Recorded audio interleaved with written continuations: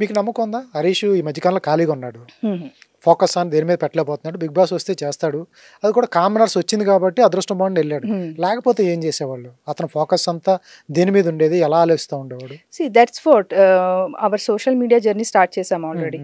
So we are అంటాం కన్నా కూడా he is very much focused on that. So uh social మీడియాని ఆయనకి చాలా ప్లాన్స్ ఉన్నాయి యాక్చువల్లీ. సో ఆ స్టేజ్కి తీసుకెళ్ళాలి దీన్ని, again kind of content creator and ఇన్ఫ్లుయెన్సర్గా ఉండాలి to direct the people in a right direction.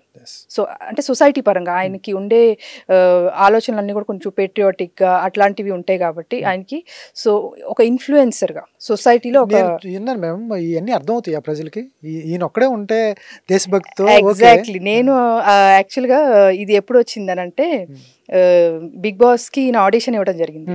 Audition ఇచ్చినాక ఆబ్వియస్లీ షూట్ చేసింది నేనే ఎదుర్కొన్న నుంచుని. సో తర్వాత ఇది వచ్చి వాళ్ళు సెలెక్ట్ చేశారు, కాల్ వచ్చింది, విత్ ఇన్ 5 minutesలో జూమ్ కాల్ అని చెప్పేసి అని అన్నారు. So he got ready and తీసుకున్నారు జూమ్ కాల్.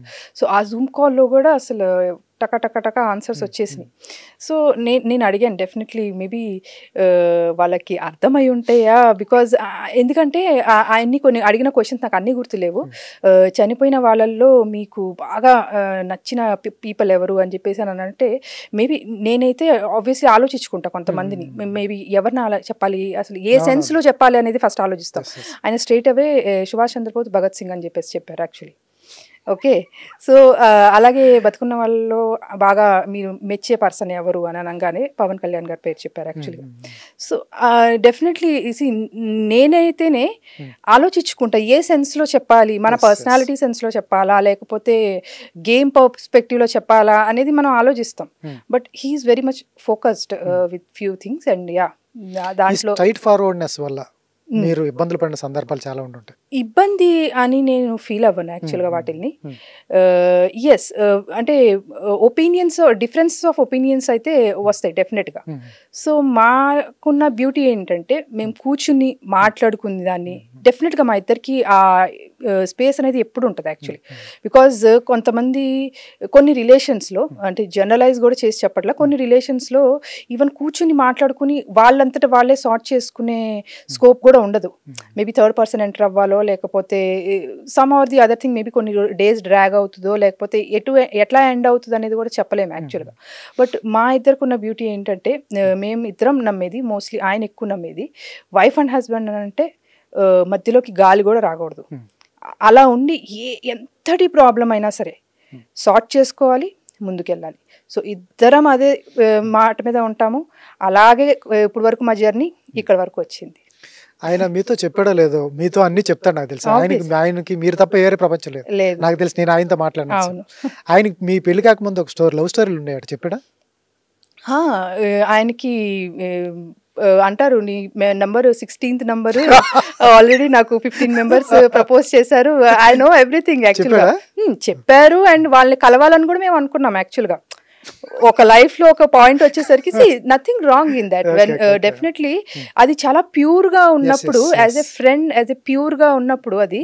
సో ఒక మన ప్యూబర్టీ ఏజ్ అంటాం కదా, సో ఆ ప్రాసెస్ లో ఫాలో అయ్యేటప్పుడు మన లైన్స్, మన లిమిట్స్ క్రాస్ అవ్వనంత వరకు అది నిజంగా ఒక బ్యూటిఫుల్ రిలేషన్షిప్ అని నేను ఫీల్ అవుతా యాక్చువల్లీ. కరెక్ట్ గా సరిపోయారు మీరు ఆయన. అలా ఏం కాదు, బట్ డెఫినెట్లీ అంటే ఈ పర్స్పెక్టివ్ లో ఆలోచించాలి అని చెప్తాను నేను యాక్చువల్గా. ఏం లేదు, ఆయన మైండ్ సెట్ కి ఆపోజిట్ ఎవరైనా తగిలితే ఏంటి పరిస్థితి? మీలాగా పాజిటివ్ గా కాకుండా వేరే ఆపోజిట్ గా తగిలింటే అసలు పరిస్థితి ఎలా ఉంటుంది?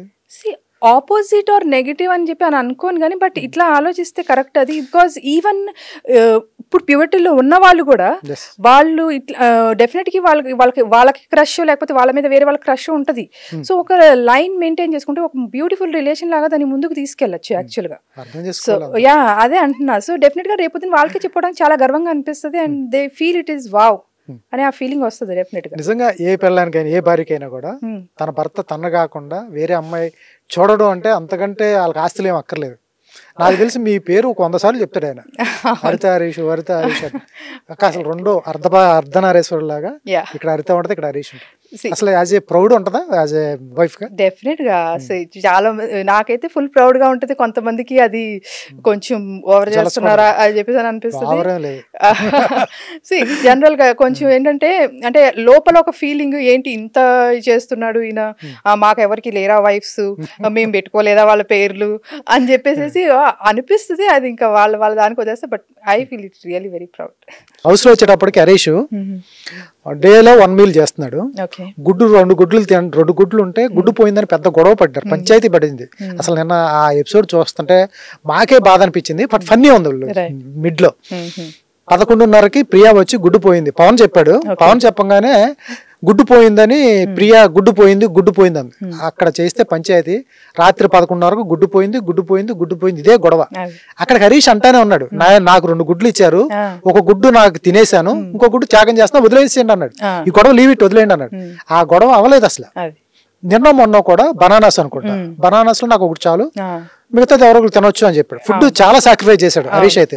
ఎక్స్ట్రా ఉన్నది కూడా మీరు ఎందుకు రేపు మార్నింగ్ ఫ్రిడ్జ్ లో పెట్టి తినొచ్చు. తనుజ గొడవ, తనుజ ఏమంది ఫుడ్ ఎక్స్ట్రా అయిపోతుందంటే లేదమ్మా ఎక్స్ట్రా అయితే ఫ్రిడ్జ్ లో పెడదాము, రేపు హీట్ చేసుకు తిందాం అన్నాడు. దానికి కొంత గొడవ జరిగింది. అసలు ఫుడ్ ఎట్లా ఉంటాడు, ఫుడ్ ఎలా కంట్రోల్లో ఉంటాడు, ఇదేంటి డేలో 1 మీల్ ఏంటి, ఆయన ఫుడ్ స్టైల్ ఎలా ఉంటుంది? సో ఫుడ్ స్టైల్ అంటే మోస్ట్లీ యాక్చువల్లీ 2017లో ఎప్పుడైతే యాక్సిడెంట్ జరిగిందో ఆ యాక్సిడెంట్ తర్వాత ఈ చేంజ్ యాక్చువల్గా మేము కొంచెం వీరమాచిరెడ్డి డైట్ చేయడం జరిగింది. సో అప్పుడు ఏంటంటే ఆయనకి యాంకిల్కి కాబట్టి అప్పుడు యాక్చువల్గా డాక్టర్ సజెస్ట్ చేసింది ఏంటంటే ఐదర్ స్విమ్మింగ్ కానీ సైక్లింగ్ కానీ ఇట్లాంటివి చేయాలి, కొన్ని ఫిజియోథెరపీ ఎక్సర్సైజెస్ ఇట్లాంటివి చేయాలి. బట్ ఆయనకి అది సహకరించట్లేదు. ఆయనకున్న పొజిషన్ కి కాలు కింద పెట్టి అట్లా నడవగలగటం, సైక్లింగ్ అంటే ఇంకా అసలు అదంతా ఏం సహకరించిపోయేసరికి ఫస్ట్ ఇమీడియట్ గా వెయిట్ రెడ్యూస్ అవ్వాలనే ప్రాసెస్ లో VRK ఫాలో అవడం జరిగింది. దాని గురించి ఫుల్ స్టడీ చేశారు, అంతా మంచిగా అనిపించింది, స్టార్ట్ చేసాము. సో ఆ డైట్ కంప్లీట్ అయిన తర్వాత సో మేము టోటలీ మీల్స్ ప్యాటర్న్ కి వచ్చేసాం అనమాట. Either 2 meals a day, either single meal a day, or maybe తింటే ఎప్పుడన్నా చీట్ మీల్ లాగా 3 meals a day లాగా చేయడం అనమాట. అంటే ఇంకా లంచ్ బ్రేక్ఫాస్ట్ డిన్నర్ అట్లా ఆ కాన్సెప్ట్ ఏమి ఉండదు. ఆకలేసినప్పుడు తినాలి అంతే, అది 1 meal అయితే అవుతుంది, ఆకలేసినప్పుడు 2 meals అయితే 2 meals. సో దాంట్లో కూడా మోస్ట్లీ ఇంట్లో ఏంటంటే మోస్ట్లీ ప్రోటీన్ అండ్ ఫైబర్ మీద concentrate. He is a very much food lover అని చెప్పాలి యాక్చువల్గా, కరెక్ట్గా చెప్పాలి. ఆయన బాగా అసలు ఎట్లా అనంటే ఇక బిర్యానీ ఫేవరెట్, అసలు ఎటువంటి సిచ్యువేషన్ లో ఉన్నా కూడా బిర్యానీ లవర్ అని చెప్పి చెప్పొచ్చు ఆయనకి. ఫుడ్ విషయంలో మాత్రం ఆయన కొంచెం కనెక్ట్ అయ్యే పర్సన్, కొంచెం ఇమోషనల్ గా ఏదన్నా ఉన్నా కూడా ఫుడ్ ఆయన కొంచెం బయట సాక్రిఫైస్ చేస్తున్నా, అదే చెప్తున్నాను కదా. సో నలుగురిలో ఉన్నప్పుడు డెఫినెట్లీ ఎదుటి వాళ్ళ గురించి కూడా ఆలోచించాలి. ఇట్స్ నాట్ ఓన్లీ హౌస్ లో ఉన్నారని కాదు, బయట ఉన్నప్పుడు కూడా నలుగురిలో ఉన్నప్పుడు నలుగురు సమానంగా నలుగురు. ఎప్పుడైనా ఎక్కడైనా మీ చేతిలోనే వార్తా ప్రపంచం, మీ మొబైల్లో, మీ కంప్యూటర్లో, మీ టీవీలో. సాక్షి టీవీ డిజిటల్ ప్రసారాల కోసం లాగిన్ అవ్వండి www.youtube.com/సాక్షి టీవీ. సబ్స్క్రైబ్ సాక్షి టీవీ యూట్యూబ్ ఛానల్.